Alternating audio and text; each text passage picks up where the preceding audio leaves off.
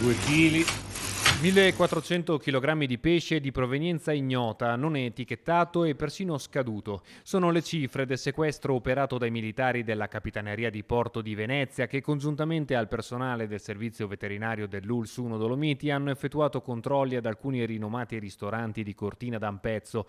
Branzini, ricciole, seppie, calamari, ma anche gamberi rossi, polpi, salmoni e altri prodotti alimentari non appartenenti al settore ittico, tutti prodotti congelati sprovvisti della tracciabilità che per legge serve a monitorare ogni fase della commercializzazione e peraltro conservati oltre la data di scadenza. I prodotti erano conservati all'interno delle ghiacciaie e con ogni probabilità sarebbero finiti sulle tavole di alcuni ristoranti VIP della Conca Ampezzana.